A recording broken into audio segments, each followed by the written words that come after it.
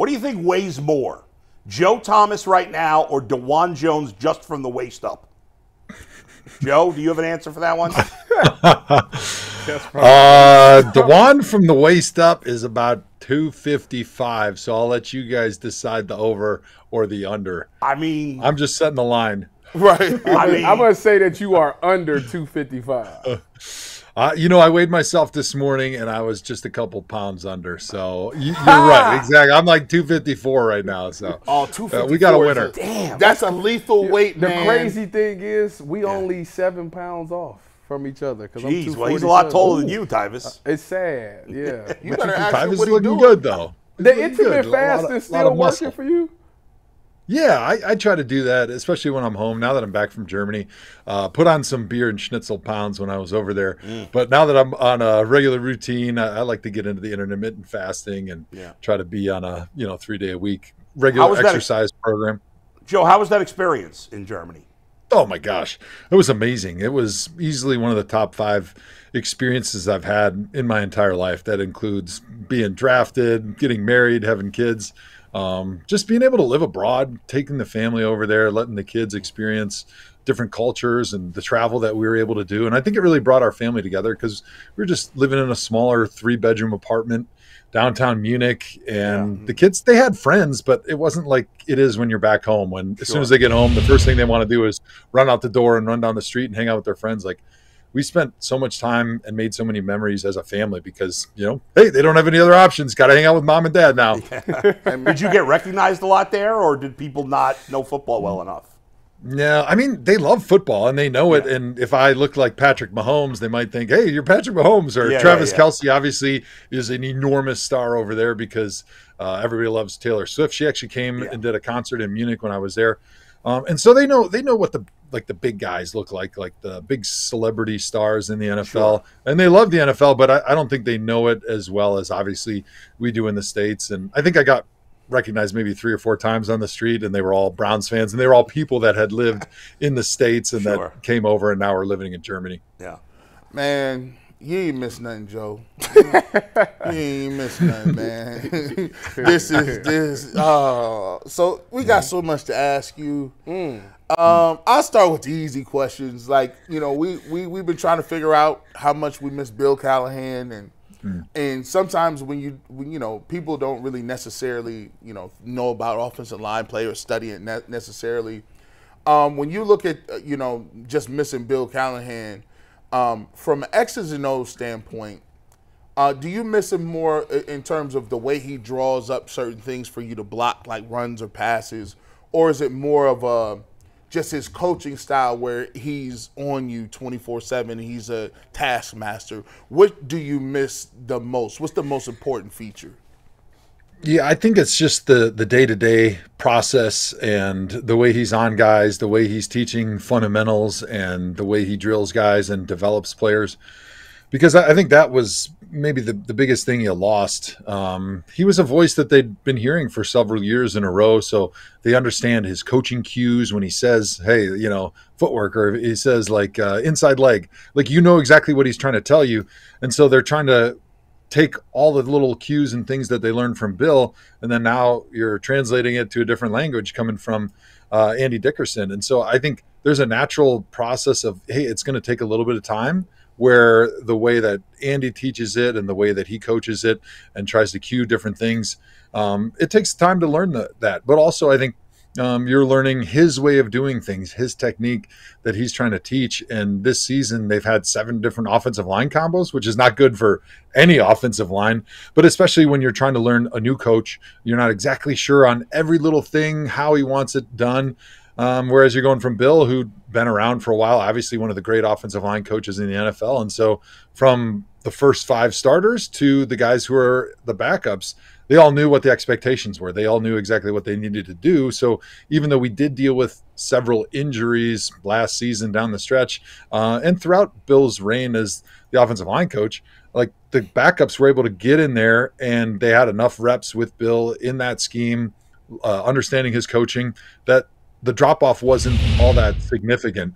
But when you do face a bunch of injuries like they have this season, and you pile that on top of, you've got a new offensive line coach with new terminology, new expectations, new way of teaching things, new way of trying to get the technique done for certain blocking combinations, it's a lot to handle, and you could see that the offensive line has struggled because of it. Joe, let me ask you about DeJuan Jones. Now, he just went down with an injury that's going to end his season, but he's been the experiment at left tackle, and he has 3 games on his resume at left tackle. Do you think that that's something that they can take with them in the next season to where they don't have to necessarily go address that position in a big way? Or do you think that they still need to go and maybe use one of those top draft picks or look in the free agency at a top guy for the left tackle position from what you've seen, if you've seen DeJuan Jones these past 3 weeks? Well, I thought DeJuan played really well as a left tackle. I thought when he was in there at right tackle, he played really well. So I think he's earned the role as a starting tackle for the Cleveland Browns. And you hope that he'll be able to come back 100% from the broken leg that he had last weekend. And I think if he does that, he's your starter at left tackle. And I think he's shown enough. And the injury that he has, I don't think there's anybody saying that they don't think he'll be able to get back to full health and maybe even have some time in the spring during mini camps to be able to prove that he's their guy and that he's solidified that spot. And so I don't think that they need to look at drafting a tackle high. I think they've got enough other needs, unless somebody just falls into your lap and then you say, okay, there's 5 positions. They're not the same, but they are a little bit interchangeable, and so you can kind of move guys around a little bit depending on what you want to do to try to get the best 5 guys on the field. But I definitely think as long as Jack's coming back and he's healthy and DeJuan's coming back and he's healthy, I think those are your starters for next season. Joe, as someone personally who has obviously struggled with weight loss, my weight has been up and down my whole life. I mean, you were always, it seemed like, in great shape for an offensive lineman, but there are a lot of offensive linemen that are extremely heavy, maybe too heavy. Certainly, at the beginning of this year, originally the Browns were saying, oh, he's 360, 370. Listen, I know when somebody's 360, there was no way he was that. And then it came out a couple of months later that he had been 420 at the beginning of the season. He can't play. Can he, G talked about him getting down to 325. I don't know if he can get down that low.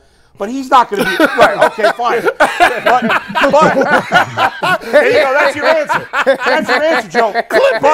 But Joe, in the same vein, he can't play at 400, can he? No, and I think when you saw him at the beginning of the season when he first was in there, he struggled a little bit, right? And I think that was just a conditioning thing. When you're that big, I mean, he's just a huge man. At 350, he's going to look like I looked at 290, right? That's just because he's huge. I mean, he's taller than me, and he's just big boned, right? He's just a big human being. We had a guy at Wisconsin before I got there, Aaron Gibson. And, I remember him. He was a big man. I think he was the first NFL player to actually weigh in over 400, and that was, his legit weight. But it's hard to be in any type of shape at that weight.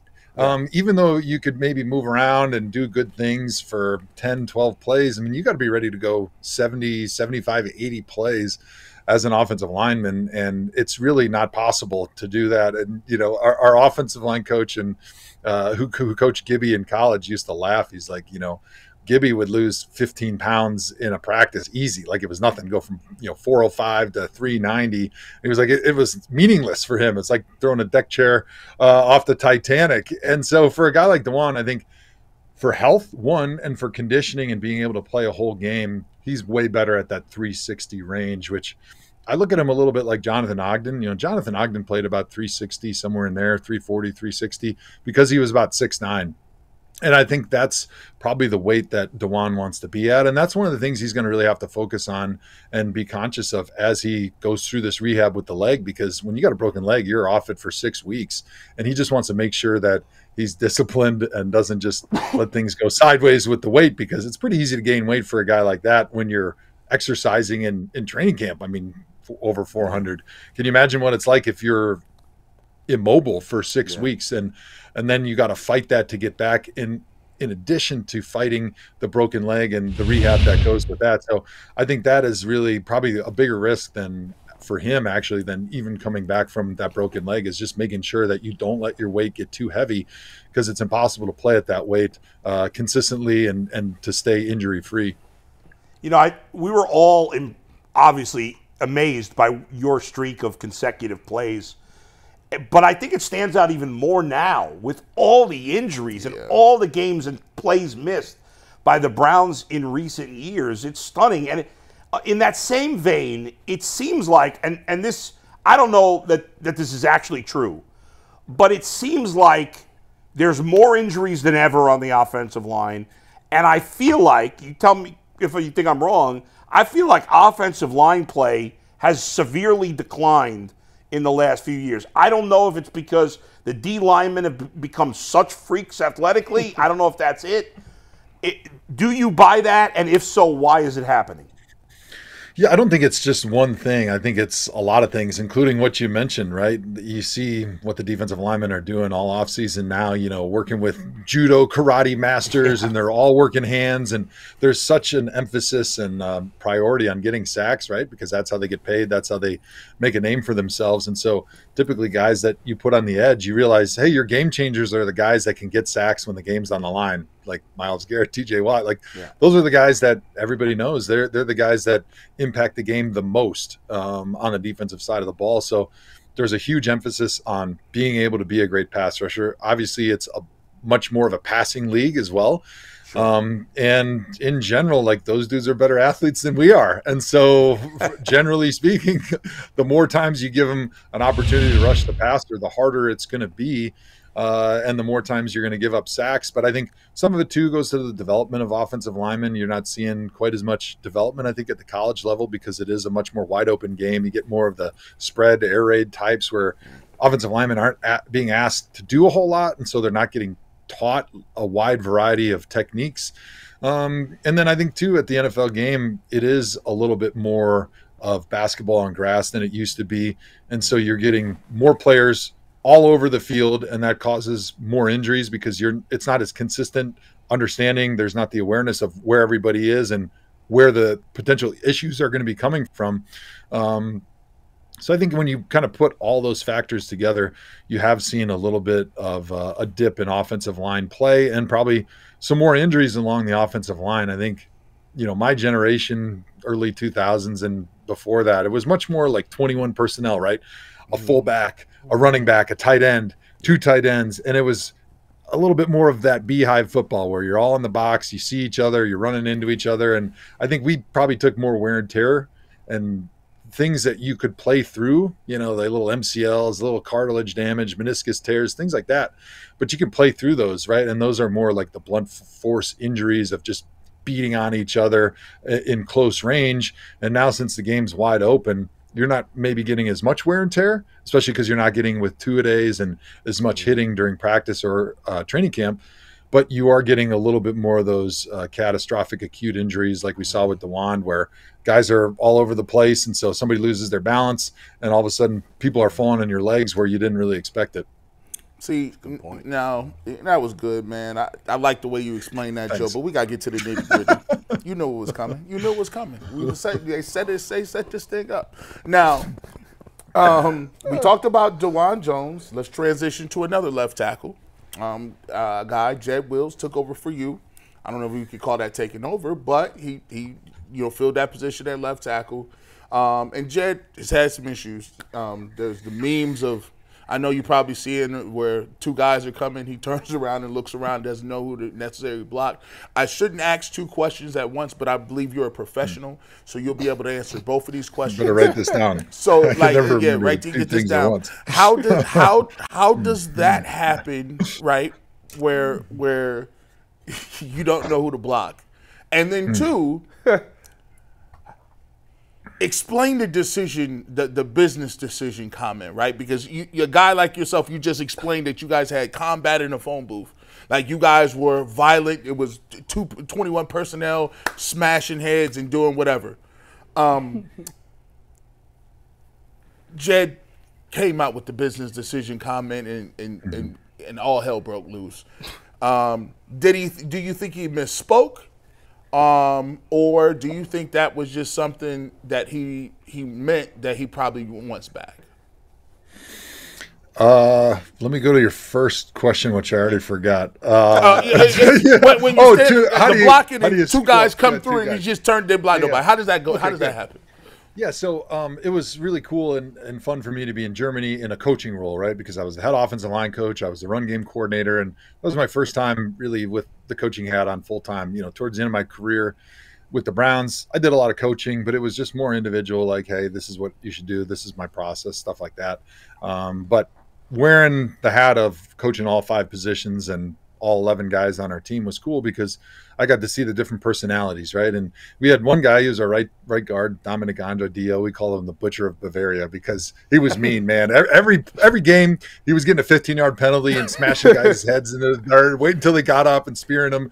And every game, I would have a conversation after he got a penalty. I was like, Dio, what is going on? Like, what did you do? And he would always say, without failing, come to the sideline, he'd look at me and go, Joe, I didn't do anything. And I'm like, what? And the first time I believed him. And then we watch the film, and of course, the ball's like 30 yards down the field. His guy's on his back, getting up off the ground, and he spears him right in the back. And I'm like, you didn't do anything. It was on tape. Everybody saw it. How do you say you didn't do anything? So I stopped listening to him. But that was his personality, right? If he didn't know what to do, he was going to hit somebody. If he wasn't sure, he was just going to go as hard as he could. And he was not afraid of messing up. And then we had a left tackle, Garrett Brandt, one of the best. I think he was the best left tackle in the league. But early on, I realized that he was such a smart guy that if he wasn't exactly sure on what to do, he was afraid of making a mistake. And so sometimes he would just freeze. It was like the deer in the headlights thing. And I had to coach it out of him and work with him and say, like, look, if you're not exactly sure, first of all, that's my fault as a coach for not explaining to you, like, every situation that you're going to be in so you know exactly what to do. So you're never left with a situation where you're wondering, should I do this or that, right? So that's the first thing. But I said the second thing is the worst thing you can do on a field is stop. If I ever see you stop, I'm going to lose my shit because I'm not a guy that like was yelling at my players because I think I can teach much better and effectively if I'm talking to them. And they were great because they listened pretty well because they weren't getting paid anything. And so they wanted to be there. Right. So that was great. But so getting through to him and letting him understand that, like, look, if something's not clear, just block one of them. And I think with Jed, if he's got the personality that if ever it's not entirely clear on what he's supposed to do, the technique he's supposed to use, or who he's supposed to block, he will just stop. And that's not a good trait. And that's something that I'm sure Bill Callahan worked with him and he struggled with it. He was not able to cure those ails when Bill Callahan was the coach. And then he struggled with it again this season. And I think some of it has to do with a lack of focus, but I think that's just also his personality. It's like, hey, if I'm not exactly sure what I'm expected to do in this situation, like sometimes I'm just going to do nothing, which that's obviously a huge problem. And then when you give the what happened, that makes it twice as bad because now everyone knows like you clearly didn't know what you were supposed to do. And so I think after seeing Bill Callahan and having the results we had with Jed, and then now seeing Andy Dickerson and seeing similar results as far as a handful of plays every game where he's just not blocking somebody or not sure of exactly what he's supposed to do, and then he does nothing. I think then that points to the player just not having that locked in focus that you have to have as an offensive lineman on every single play. You have to have that anxiety because every play that I go out there as a left tackle, like I'm protecting either my running back or my quarterback, sometimes both. And their jobs and their livelihood is on the line every time the ball is snapped. And so you have to take that heightened sense of nervousness, anxiety every time you walk the line of scrimmage. And I don't see that from Jed. And it's affected his play because when you watch him technically, like he's quick, he's athletic, technically very, very sound. But then there's just these huge lapses that he's never been able to work out of his game. And I think that's what we've seen over and over again. And of course, I forgot the second question now. Business decision. Oh, yeah. The business decision, yes. So I talked about it a little bit on Cleveland Browns Daily with Z and Bo. And I before Kevin Stefanski said anything, I said, all right, I'm going to take the players and the team side real quick and say, I don't think he understood what he was saying when he said I made a business decision, because I think anybody that understands that would never say it. Even if they were making a business decision, you'd never say it. It's like the worst thing that you can say, because it's like a big middle finger to all your teammates. Like, I don't really care about you guys at all. I don't care about the trust that we have. Like, I'm going to take care of me and then screw you guys. Right. And so I was blown away that he said that. And so first thing I said is, I don't think he understood what he was saying. And second thing, which is sort of my perspective, is I do think it was a Freudian slip where he didn't understand what he was saying, but he understood what it was meaning, as far as, hey, I was making a decision for my future, and I didn't think I could go out there at less than 100% and perform well enough to put good film on tape so that when I'm a free agent next year, I can get paid the maximum amount. And so I think that's probably the conversation that happened a little bit behind the scenes, and that's why Kevin Stefanski and the team decided that he's not the starter anymore. And that's why DeWand had earned that job, and that's why he was playing that position. So I think that Jed Wills' time as a Cleveland Brown is probably finished. I mean, I think he's going to play out this season, but it doesn't seem like they want to extend him. And it's hard to argue that they should keep him around, because you know, he hasn't improved in that area of locked in, being mentally focused and ready every single play from the time when he got here and he was making those silly mistakes. And now here in his 5th season, making those same mistakes. And, you know, for a left tackle, you just, that can't be the MO. And if after 5 years in one system, you can't figure that out, like, I don't think you're ever going to figure it out. Joe, let me ask you this, because unfortunately you played on some bad teams when you was with the Browns. Now the Browns sit at 2-8. The playoffs seem like they are far-fetched. What was your motivation to continue to play hard at this moment? What are guys in the locker room thinking? I know I played myself, but not to the magnitude that you played. I obviously was still trying to fight to stay in the league. You were in a different boat than me. So what kept you motivated to play hard every Sunday, even though the playoffs was not a possibility? My first coach in the NFL, Romeo Crennel, had a lot of great words of wisdom, because he coached with Bill Parcells and Bill Belichick and won a bunch of Super Bowls. And he would always talk about the reason we're in training camp, right? And, you know, you go through the dog days, and that was in the old days. We used to have 2-a-days. And he would say, if you're a rookie, you're proving to everybody that you can be here and you do belong. If you're a veteran, you're proving to everybody that you still belong and that you still have it. And so no matter where you are in your career, when you go out on that football field, you're trying to prove to somebody something. And that was the mentality that I always took. But even more than that, and it doesn't matter what level of football you play, whether it's junior varsity or middle school or high school, college, NFL, whatever, like, there's a brotherhood that I think you get being on that field, going through the difficulties of practice and training camp and the blood, sweat, and tears that you guys all shed together. And you build a love and a respect for each other and a trust that, for me, the ultimate definition of team is like, I care more about your success than my own success. And so even though the season was meaningless, maybe for me, like later in my career, right, I had a long-term contract. They weren't going to cut me. They weren't going to get rid of me, even if I didn't play well or if I sat out. And so we're not playing for the playoffs. Like, it's easy to say personally, I've got nothing to play for and I might as well sit out, rest the knee, try to play longer in my career. But I think it was that love that I had for my teammates, for the guys that were around me, that allowed me to easily go on that field every single week, even in the season where 1-15, 0-16, and say, when I'm out here, I'm giving the guys around me their best opportunity to be at their best.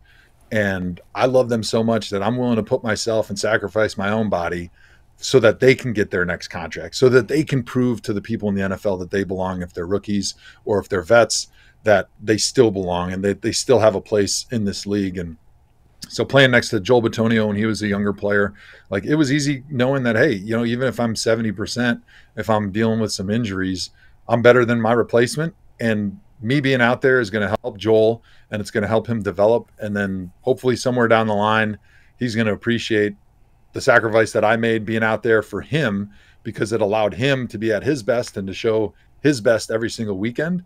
and that hopefully he would return the favor to the next guy that he plays with. And so I think that's just sort of a code of being an offensive lineman, but I think it permeates throughout the entire roster, right? It doesn't really matter what position you're in. You know, if you have that love for your brothers and that respect for those guys, and you build that trust, like, you want to be out there for them more than yourself. Joe, last thing to wrap it up. Late in your career, obviously, we've talked about this before, you had a chance to go with Peyton Manning and the Broncos and play for a championship, and you decided you didn't want to do that. You wanted to be with the Browns and retire a Brown, and the fans loved you for it. Every fan would have understood if you chose to go and would have still loved you, but the fans loved you for wanting to be a Brown for the rest of your career. Well, in my opinion, the two best players who have played for the Browns since you retired, Myles Garrett and Nick Chubb, may be at crossroads in their career. Now, Myles still has a contract, but, you know, with his power in the league, he could ask for a trade at this point with all the frustration he's had. Nick's a free agent at the end of the year. Myles is going to be, like you, Myles is going to be a Hall of Famer someday. Nick, you never know what running backs. We'll see how the rest of his career goes. He's got a chance to be a Hall of Famer. If they came to you, if Myles and Nick came to you, Joe, and said, hey, Joe, what should I do? If they wanted your advice on being a Brown the rest of their careers or moving on to try to play for a better team, what would your advice be to them? Well, for me, I loved Cleveland. I loved the organization. And when I got there day one, knowing the history of the franchise, I said, you know what, the greatest thing that I can do in my career, above and beyond being a Hall of Famer, would be being part of this franchise, this once proud franchise, being part of it when they were able to turn it around and turn this thing into a winner and maybe win a championship someday. And so for me, like, that was a real motivator, because that was, to me, the pinnacle of being a Cleveland Brown. Hey, let's give them their first Super Bowl ever. I want to be part of that. I want to be part of that building process. That would be way more meaningful for me than to go somewhere else and win a ring with a team that you just showed up and you've been there a few games or even a year or maybe a couple years. And without having that specific conversation with Myles or Nick, I would assume, based on the conversations I have had with them and the things that they've said publicly and just how they've invested themselves in the community, I would think that they would love it the same way that I did being in Cleveland, and have the same love for their teammates, for the city, for the organization that I had. And so I think that they would probably want to stay, because I think being here and building something is really something that's special, and that's something you'll always remember above and beyond any Super Bowl ring or any championship that you could get going somewhere else. And then I think too, I don't know how much nostalgia today's players have, but for me, I grew up in the era where you draft a guy and then he plays most of his career in one spot. And I think that was meaningful for me. And that was always in the back of my mind too. Like, I just kind of wanted to be with one franchise. I didn't really like the idea of going to a bunch of different places. Like, I think there is something to be said. There is value in being with one franchise your entire career. And for Myles, certainly Hall of Fame career. And like you said, Nick, not sure, but just wearing one helmet, I think that has a lot of value that people don't really properly evaluate and talk about enough. Joe, we appreciate it. You're the best. Thank you so much for joining us. Appreciate you. Hey, thanks for having me on, guys.